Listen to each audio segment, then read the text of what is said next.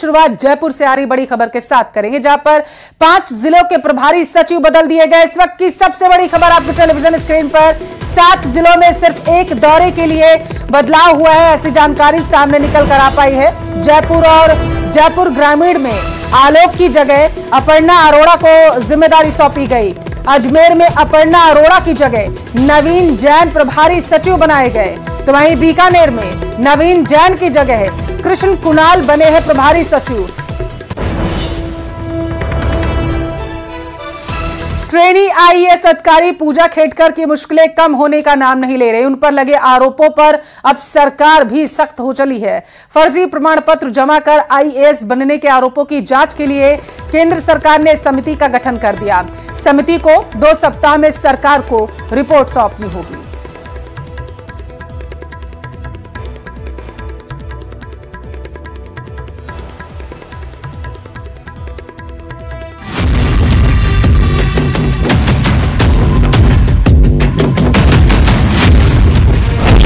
मुसीबतों के चक्रव्यूह में पूजा खेडकर।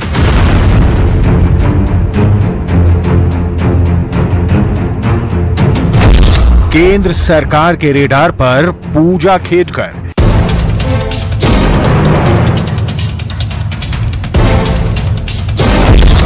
आरोपों की जांच के लिए समिति का गठन।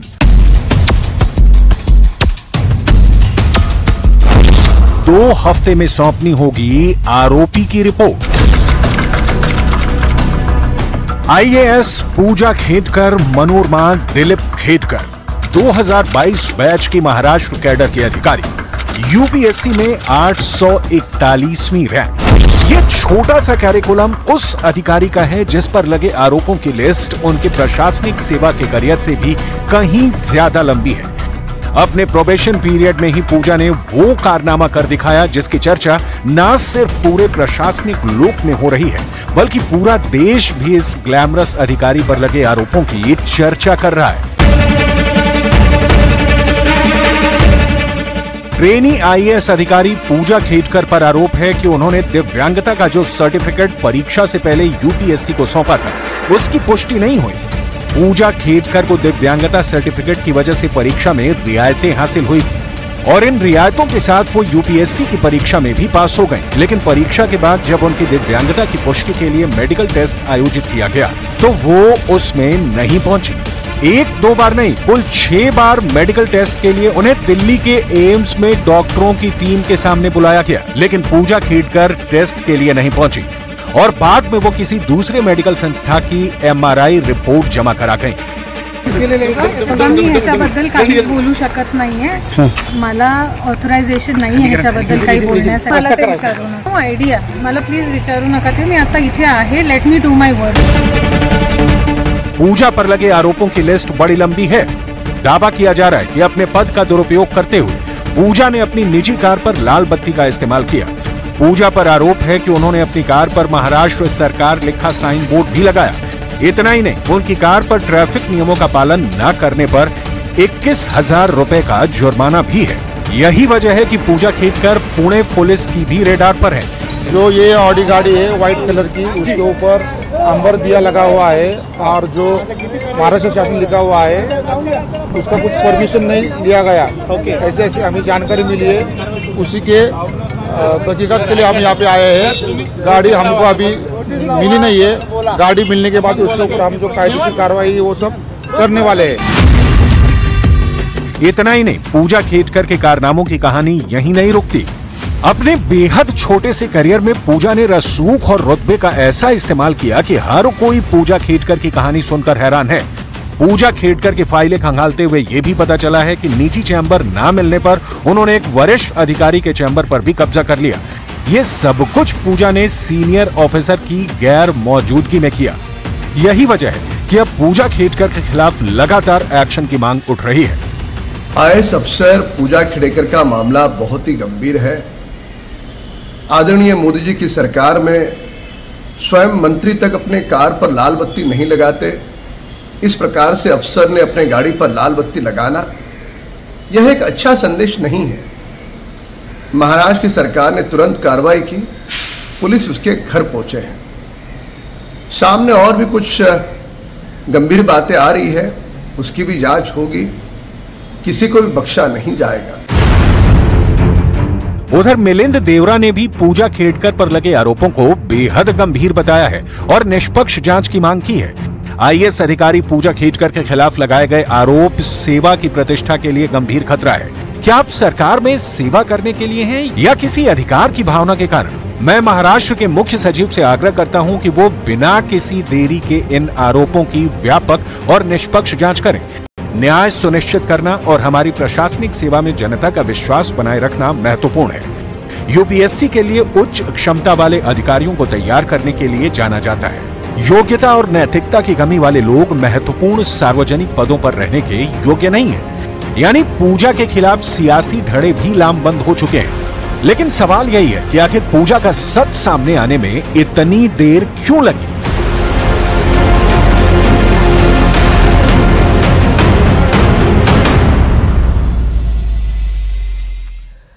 शराब नीति घोटाले में दिल्ली के मुख्यमंत्री अरविंद केजरीवाल को सुप्रीम कोर्ट से बड़ी राहत मिली। सुप्रीम कोर्ट ने पीएमएलए केस में अरविंद केजरीवाल को अंतरिम जमानत दे दी, जबकि गिरफ्तारी के मामले को 3 जजों की बड़ी बेंच के पास भेज दिया गया।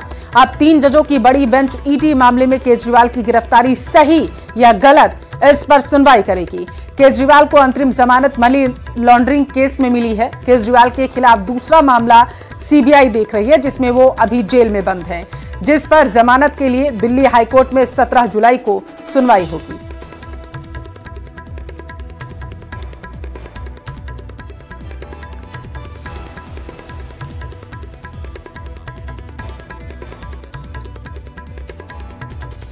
सुप्रीम कोर्ट ने याचिका पे ये क्वेश्चन कंसीडर किया है कि हाँ, necessity of arrest should have been considered. IO को कंसीडर करना चाहिए था कि जरूरत है या नहीं है अरेस्ट करने की, और इसी पॉइंट के ऊपर सुप्रीम कोर्ट ने नेसेसिटी ऑफ अरेस्ट के ऊपर की जरूरत थी या नहीं थी, आईओ ने अपनी जो उनका डिस्क्रेशन है सही तरीके से एक्सरसाइज किया है या नहीं किया है, ये सोचते हुए कि जरूरत है या नहीं है, इस क्वेश्चन को उन्होंने लार्जर बेंच के ऊपर रेफर कर दिया है।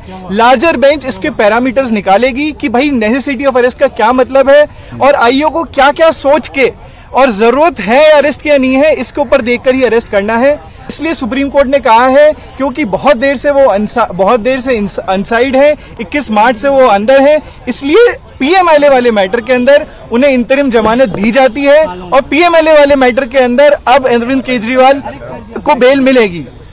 As far as CBI is concern, CBI का मैटर अभी भी लिंबित है, उसके अंदर हमारी याचिका हाईकोर्ट के अंदर अभी पेंडिंग है, जो 17 तारीख को आ रही है। उस पर डिपेंड करेगा कि वो एक्चुअल में केजरीवाल साहब बाहर आएंगे या नहीं आएंगे। पीएमएलए मामले में अरविंद केजरीवाल को अंतरिम जमानत मिलने के बाद आम आदमी पार्टी और बीजेपी में अब आरोप प्रत्यारोप का दौर भी शुरू हो चुका है। सुनिए आप। सुप्रीम कोर्ट में जिस दिन अरविंद केजरीवाल जी की जमानत का केस आना था, उससे पिछले दिन अपने एक और राजनीतिक हथियार सीबीआई से अरविंद केजरीवाल जी को गिरफ्तार करवा लिया। क्यों किया गिरफ्तार सीबीआई से? सिर्फ और सिर्फ इसलिए गिरफ्तार करवाया कि अगर ईडी के केस में जमानत मिल गई तो अरविंद केजरीवाल जी बाहर आकर 10 गुना स्पीड से दिल्ली के लोगों का काम करने लग जाएंगे। देखिए, जांच एजेंसी और न्यायपालिका का बीच का निर्णय है और अंतरिम बेल मिलने का मतलब ये नहीं होता है कि आप अपराध मुक्त हो गए हैं। एक बार न्यायालय का निर्णय स्पष्ट आने दीजिए। लेकिन ये दिल्ली की जनता अच्छे से जानती है कि अरविंद केजरीवाल ने जिस तरह से शराब नीति में घोटाला किया है, चोरी की है, उसी तरह से नया स्कैम बिजली का है जिसमें दिल्ली की जनता को लूटने की साजिश की जा रही है। उधर नेपाल में लैंडस्लाइड के बाद 2 बसें त्रिशूली नदी में बह चुकी हैं, जिसकी वजह से उन दोनों बसों में सवार 63 यात्री अभी भी नदी में बहे हुए हैं, उनकी तलाश की जा रही है। बताया गया उन दोनों बसों में एक वीरगंज से काठमांडू तो दूसरी बस गौर से काठमांडू जा रही थी। भारी बारिश की वजह से पहाड़ी इलाके में अचानक ही लैंडस्लाइड की वजह से दोनों बसें हादसे का शिकार हुई हैं। त्रिशूली नदी में दोनों बसें गिर गईं। हादसा नारायण घाट और मुगलिंग के बीच बताया जा रहा है। हादसे का शिकार हुए लोगों में कई भारतीय भी शामिल हैं। नेपाल प्रशासन ने त्रिशूल नदी में बहे यात्रियों की तलाश शुरू कर दी है। रेस्क्यू ऑपरेशन शुरू कर दिया गया है। बड़ी संख्या में रेस्क्यू टीम के लोग नदी के तेज बहाव के बीच यात्रियों की तलाश में जुटे हैं। यूपी के राहत आयुक्त ने श्रावस्ती जिले के एडीएम को कोऑर्डिनेशन के निर्देश दिए। राहत आयुक्त ने महाराजगंज के आपदा विशेषज्ञ को मौके पर जाकर हालातों का जायजा लेने के लिए कहा है।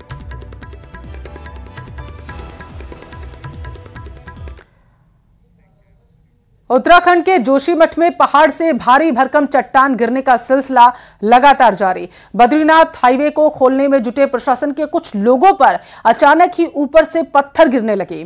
3 दिन पहले पहाड़ का एक बड़ा हिस्सा टूटकर बद्रीनाथ हाईवे पर गिरा था, जिसके बाद से रास्ते को खोलने के लिए मलबे हटाने का काम किया गया, लेकिन गनीमत रही कि किसी को चोट नहीं आई। कुछ लोग जान जोखिम में डालकर पैदल ही खतरनाक रास्तों से गुजर रहे हैं।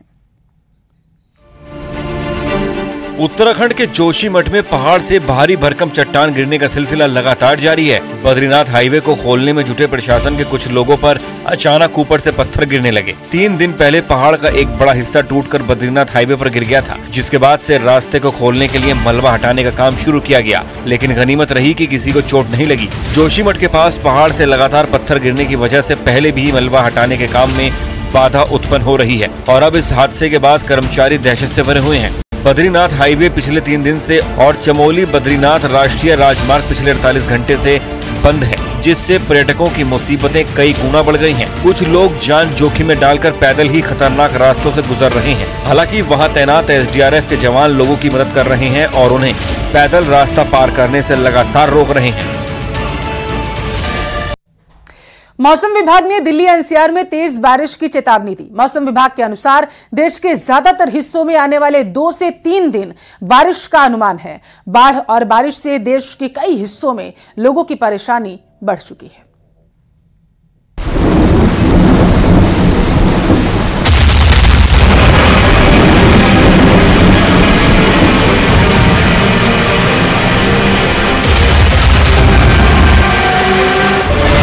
तस्वीरें जो बेबस कर देती हैं, तस्वीरें जो डराती हैं, तस्वीरें जो सिस्टम को ध्वस्त कर देती हैं, तस्वीरें जो कुदरत के कोप को बयां करती हैं। देश के कई हिस्सों में सैलाब ने मुसीबत के सारे दरवाजे खोल दिए। जहां नजर जाएगी लोग सैलाब से जूझते दिखाई देंगे। संकट की इस घड़ी ने लाखों परिवारों को त्रासदी का चश्मदीद बना दिया।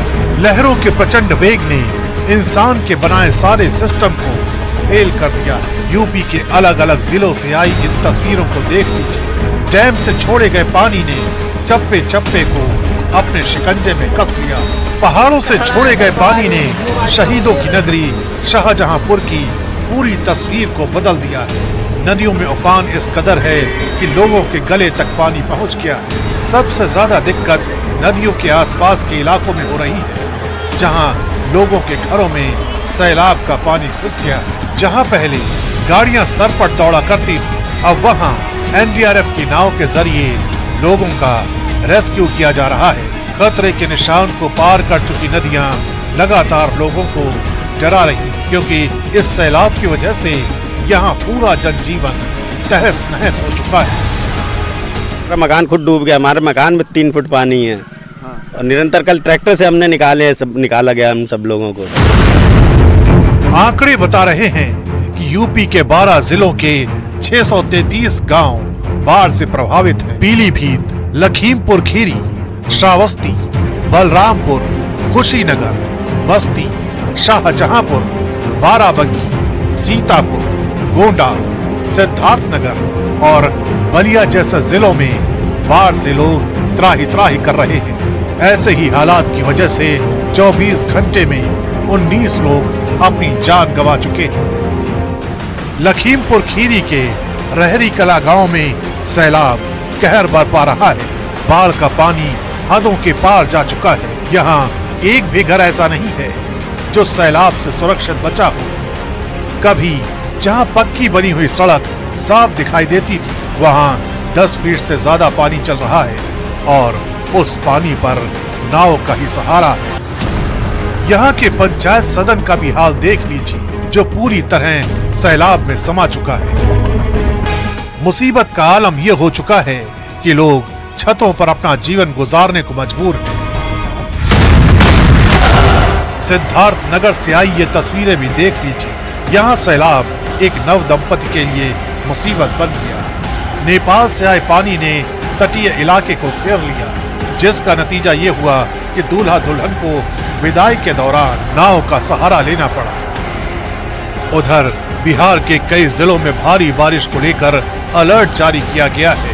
पश्चिमी चंपारण, पूर्वी चंपारण, गोपालगंज, सिवान और शिवहर में रेड अलर्ट जारी किया गया है। छपरा, मुजफ्फरपुर, सीतामढ़ी, दरभंगा और पूर्णिया में बहुत भारी बारिश को लेकर ऑरेंज अलर्ट है, जबकि वैशाली, समस्तीपुर, सहरसा, मधेपुरा और कटिहार में येलो अलर्ट जारी किया गया है। यानी आने वाले दिन और ज्यादा चुनौतियों से भरे हो सकते हैं। कृष्ण भक्ति में पागल एक ऐसी मीरा से आपको मिलवाने जा रहे हैं जो भगवान कृष्ण को अपना सब कुछ मान बैठी है।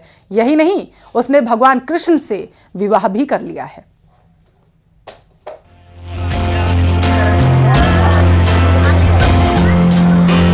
बहुत सुंदर लग रही है।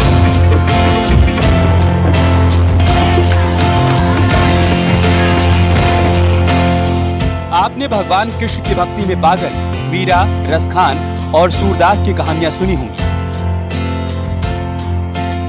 लेकिन भगवान कृष्ण की ये दीवानगी केवल इन्हीं नामों तक सीमित नहीं है। हल्द्वानी की हर्षिका पंत के सिर भी भगवान कृष्ण की लीला का ऐसा दीवानापन चढ़ा कि उसने श्री कृष्ण की दुल्हनिया बनने का फैसला कर लिया। हल्द्वानी के इंद्रप्रस्थ कॉलोनी में रहने वाले व्यवसायी पूरनचंद्र पंत की बेटी हर्षिका बचपन से दिव्यांग है।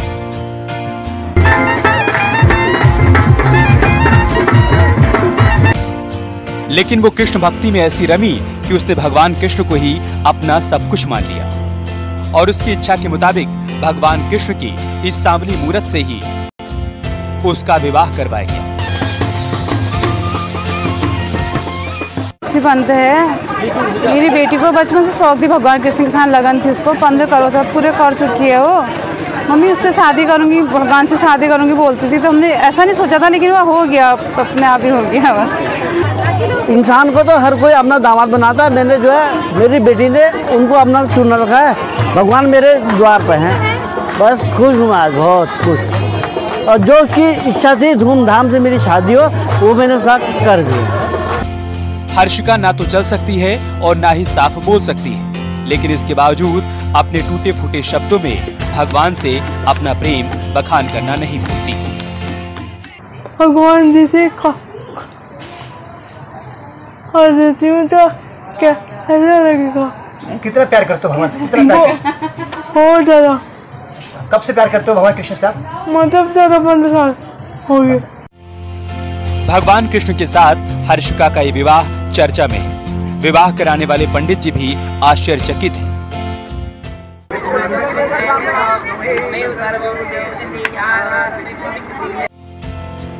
और रिश्तेदार भी।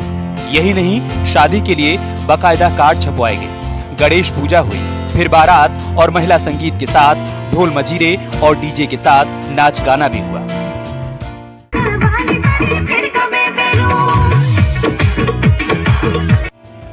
यहाँ तक कि बैंड वाले भी बुलाए गए और फिर दुल्हन हर्षिका की भगवान श्री कृष्ण के साथ विदाई की गई। कहेगी तो बस कृष्ण भगवान का नाम भी हमसे बोलेगी, आपके जमाई हैं, और कृष्ण भगवान ही को ही इतना ज्यादा मानती, बहुत ज्यादा, इसको शादी करनी कि कृष्ण भगवान से ही शादी।